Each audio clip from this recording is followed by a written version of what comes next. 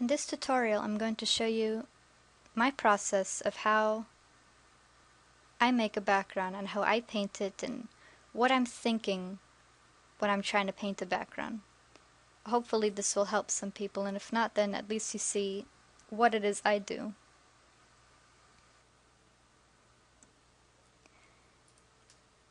I begin with the blank document, and I really quickly sketch in what idea I have for a background. So let's say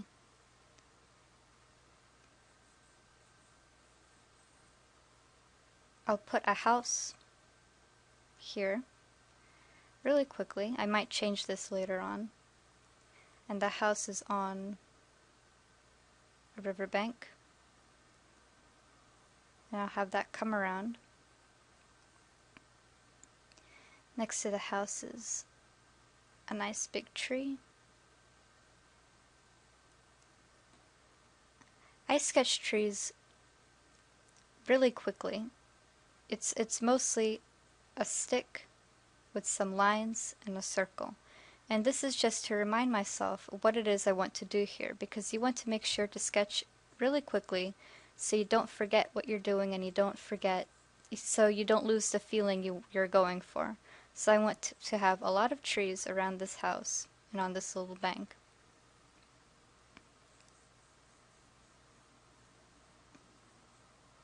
And in the background, there's some mountains.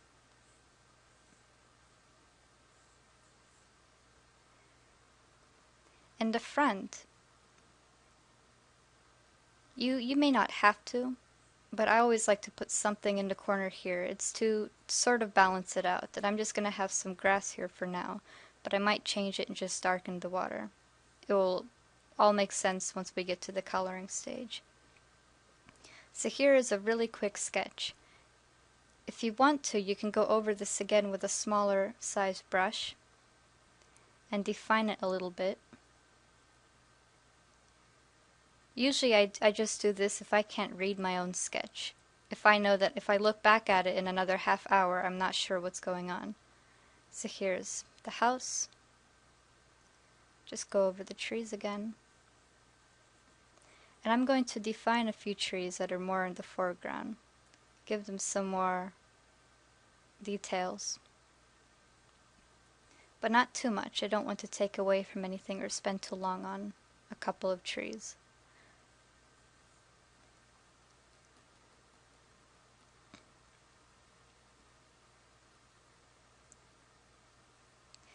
In the riverbank, I've decided I want some grass in the front.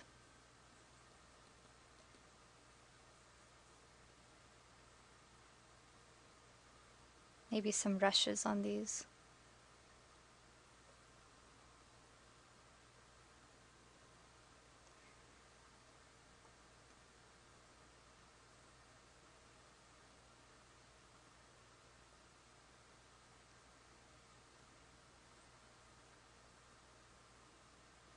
So there is my sketch for a background.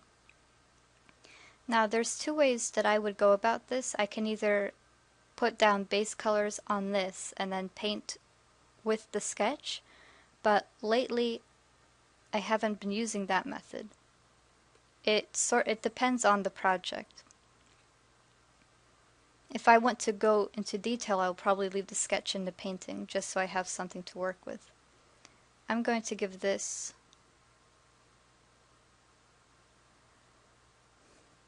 I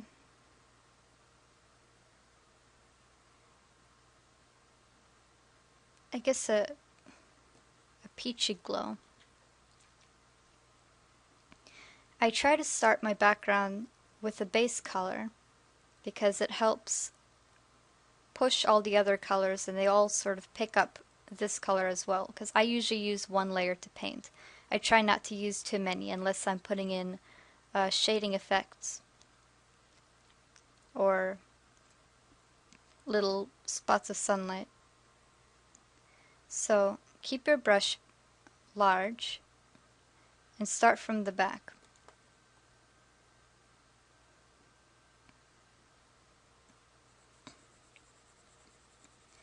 I'm using a big paintbrush, and it's set at bristle at 50% and paper at 18%. I usually have a texture on also, a paper texture, but I'm not going to put that on right now because it might be distracting. But for me, it usually helps me not pay attention to the brush strokes in the program. So I've got the sky down, and I can now put in some lighter areas for clouds, and I'll probably go in later on and put some more detail into these. I usually like to have the sky go down a lot further than here it's mountains, but it could be trees, it could be a house in another background. But I like to drag it all the way down to the horizon line of the painting. Because these mountains here are the farthest in the distance, and I try not to keep them too far from the color of the sky.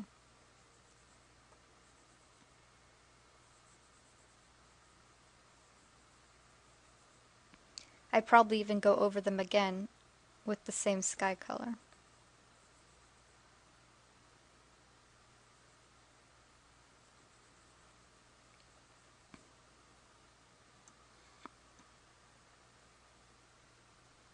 And the closer they are, I would make them darker, and I would give them more of the color that you would think that a grassy hill or a mountain with a lot of trees on it would look like.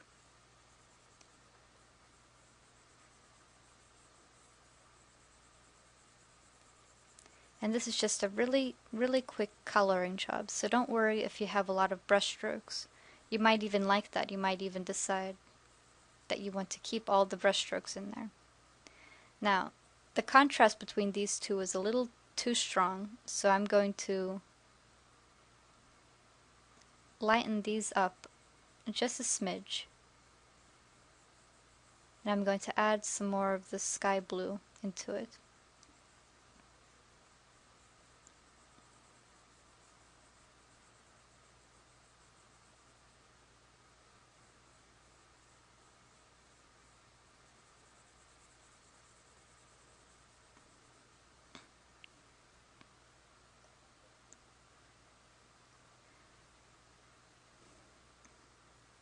After that, I would, for the water, try to keep close to the color in the background for now, because water reflects, so it's going to pick up everything that is above it pretty much, like a mirror. And if you see, the quicker I move the brush, the more of the background color it picks up.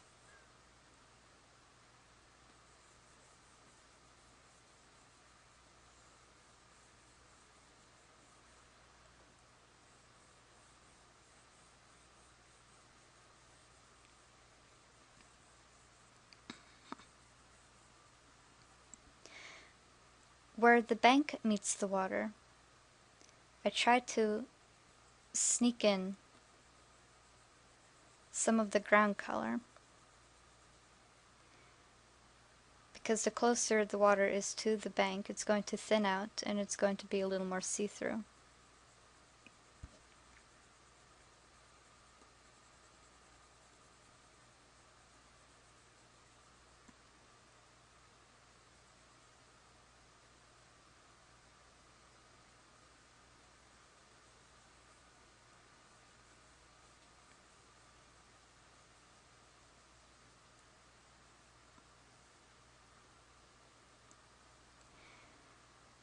After this, I would go fill in the grassy area. I try not to pick green, like straight green. If you see, I'm picking a little more to the yellow side.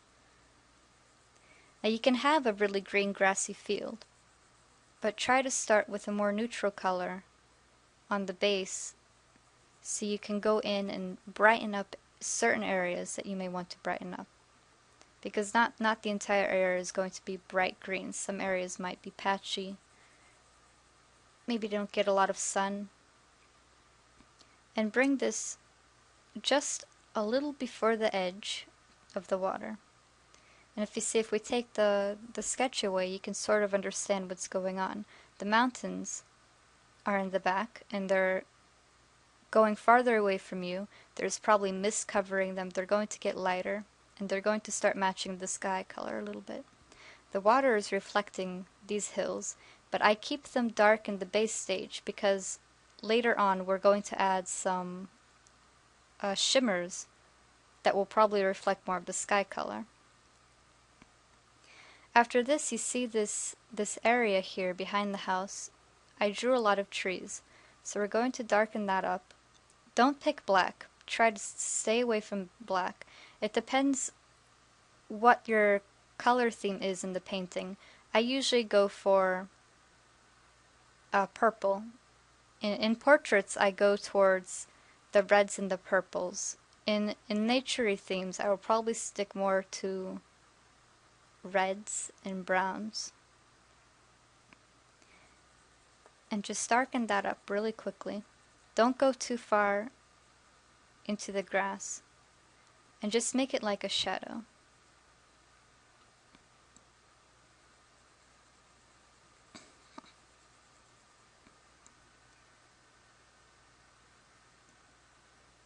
And keep it just as dark, and just pick maybe a greener color and drag it up a little bit to the leaves, but not too much, because hopefully we can see what it does. So there is some shading. Now you have this big shadow here, which if you take the sketch away, you start seeing that the painting is evolving. I usually go into the leaves, the leaf part of the tree first, and I'm going to keep this really loose. And I'm still keeping the big brush, and I'm going to keep it loose, and I'm going to add in some highlighted areas. And these are where these circles come in, because if you see, I'm sort of going along the circle as to where it's highlighted, but not entirely, and I keep it really loose so it looks like a tree from a distance.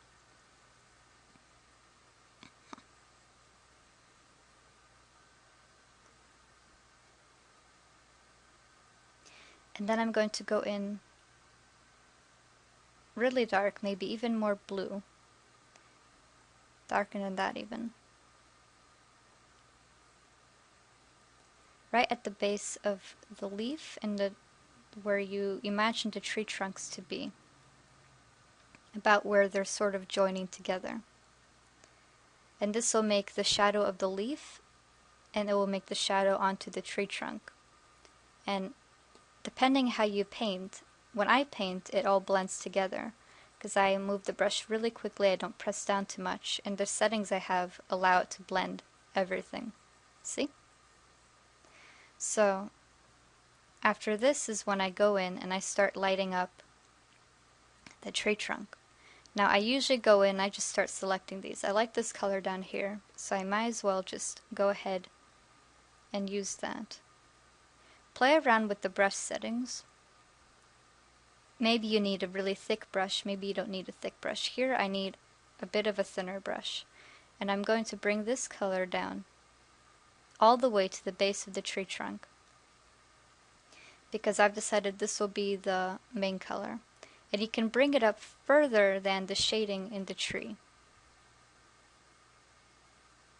The shading from the leaves. Now you can take a dark color again. I have the sketch open underneath. Sometimes I change the color so that it matches the theme of the whole painting. So I've given it a red color. And now I can pick shadows from here, and they aren't going to be black, they're going to be reddish. So I've picked one of these lines, and I'm going to darken some areas in the background where the trees are dark from the shadows of everything else. They're not getting a lot of sunlight hitting them.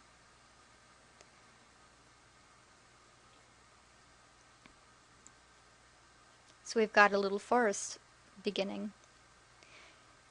You might, depending what what the piece is, want to put in a little bit of the background showing through here.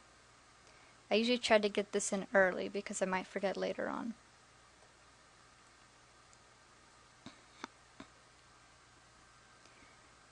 Then I go over all of this again with the leaves. This time I'm going to pick a fairly green color. Not too big of a brush. And this is sort of a medium tone. And I'm going to go along the bottom like I did over the top earlier. And this is going to go over the tree trunk, and it's going to create the effect of the leaves that are growing over it.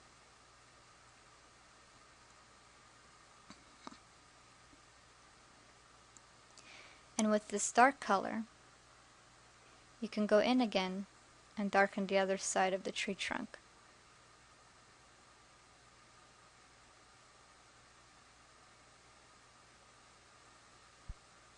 And then you might not even want to. Some of these do look nice this way, but when I take the sketch away, it's a little confusing. If I left the sketch, I probably wouldn't do this second shading. Down here, there isn't shading by the tree, so I'm going to pick one of these darker colors from the bottom. And with a smaller brush, now I'm taking the color from the leaves. With a smaller brush, I'm going to go in and I'm going to add some of the color down here.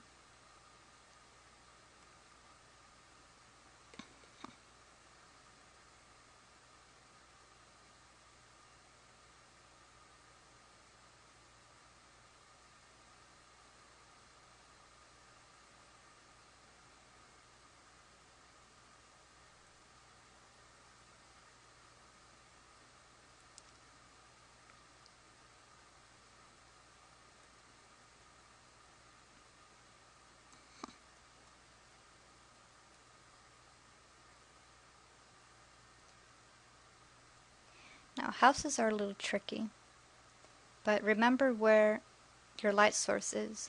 Here it's just coming from the top. I'm just keeping it simple. I'm going to have my house be bright blue.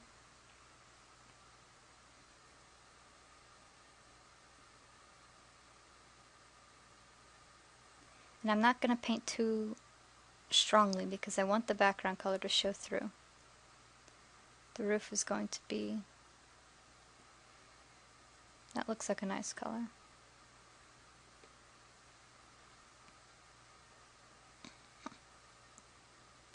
Now here, I do like the color, the shading color I got from these.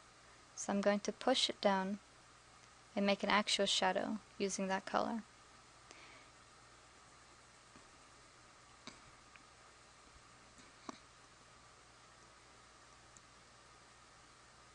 If it looks like it's sticking out too much, because there isn't much shading on it, you can always go in and add the shading from the background and sort of blend it in so it's using more of the same colors.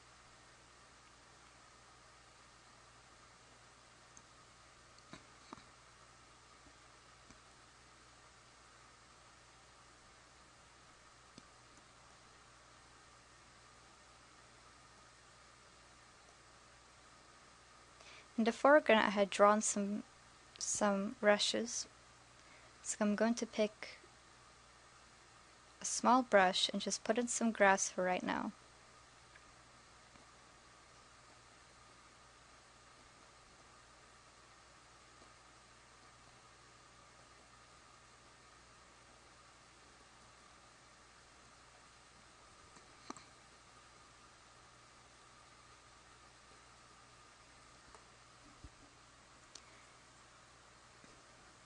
This is probably about where I'll start putting in the shimmers on the water.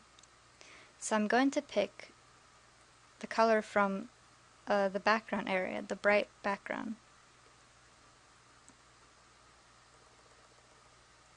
I rotate my canvas just because it's easier for me to draw horizontally this way, but you don't have to if you feel that you're fine with it.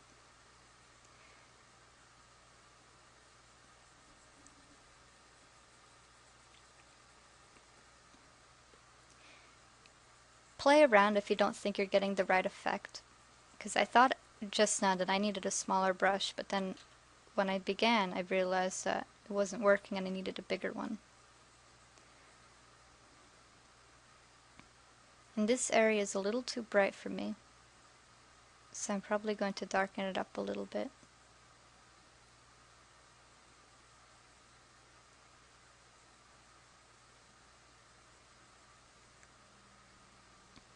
Now down here, since I have this bright area,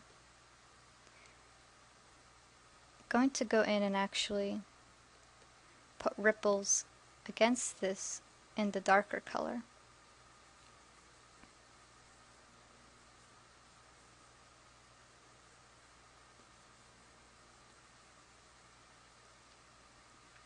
Then I'm going to take the lighter color again and I'm going to start drawing the little area around this bank where the water hits it.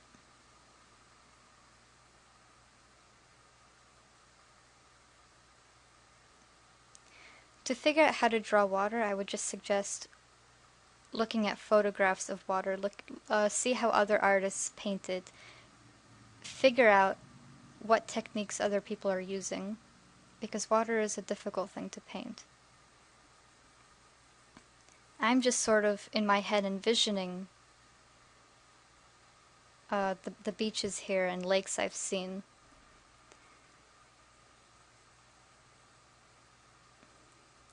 But sometimes I will pull up a photo if I'm not sure what's going on.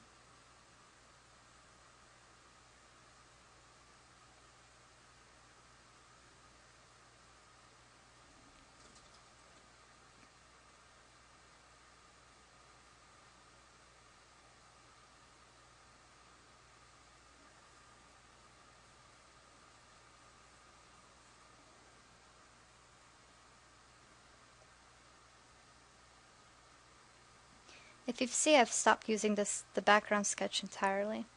I may go in, usually at this point, it depends what painting I'm doing, but I might just leave it like this, if there's a lot of action going on in the front. But I'm going to go in and just detail a few things.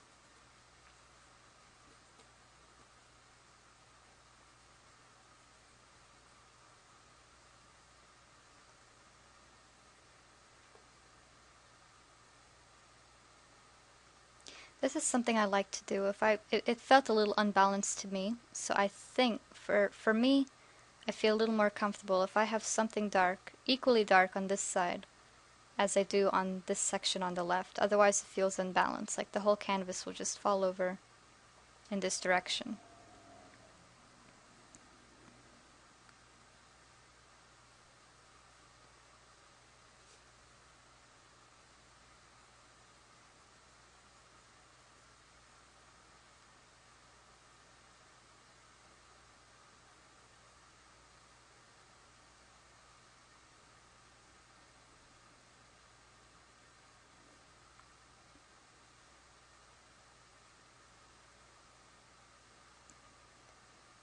Now the rushes, I'm going to add in some more. I'm going to make them a bit lighter.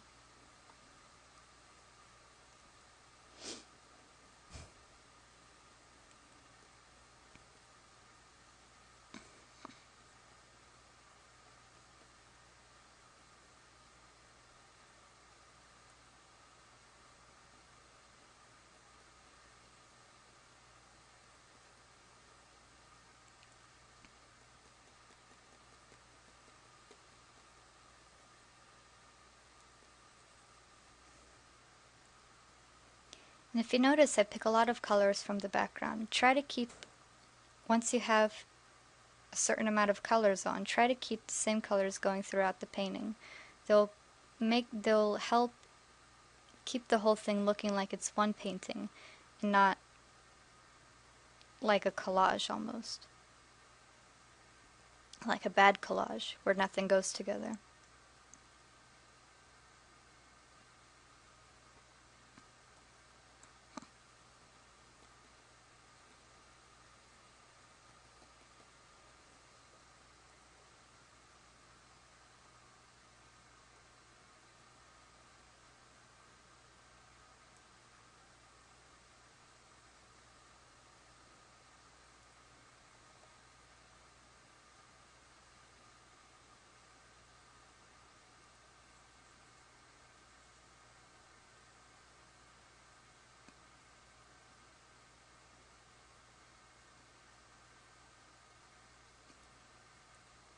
Now you can add as many or as little details as you want, because maybe this is just a background section of a comic. Maybe it's a practice thing. Maybe you have so much going on in the foreground that you're not going to see any of this. It really depends what you're doing. Because I could go in here and I could start, like I'm doing right now, I could start putting in all these details. And I could make these trees, I could give them all branches.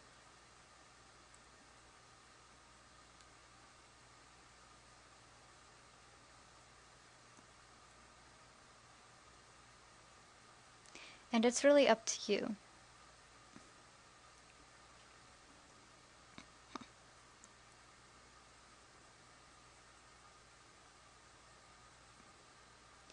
Just when you're using colors, I think I learned this at school, and if not, maybe one of my parents told me. If I were to have some red, like because here there's nothing bright red, if I were to have something bright red, I would have to sort of put it in a few places throughout the painting, and I think I'll just show you right now. If I give this house a bright red doorknob, it's strange. It's going to pop out, and you're going to see it forever. So try to then spread it around. Put some red flowers in the front. Maybe have some red flowers or berries over here. You can even put some red into this tree. Well, not that brightly, a dark red.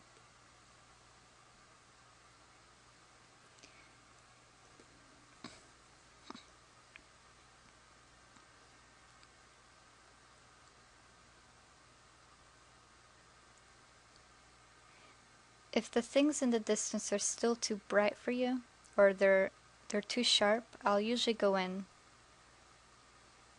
and smooth them out a little bit.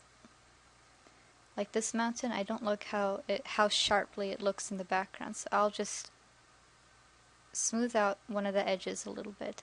The other one is fine to me. And this mountain, I have no problem with it right now. I might go in and put some shading on the bottom where I imagine some trees to be like clustered together. But otherwise I might not even touch this. I'm just trying to give an example of what can be done. But really it all depends on, again, it all depends on what you're doing, and just play around with it.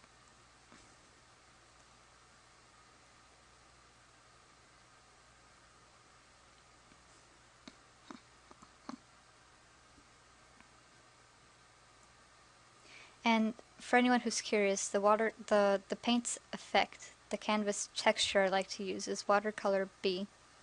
100% and 20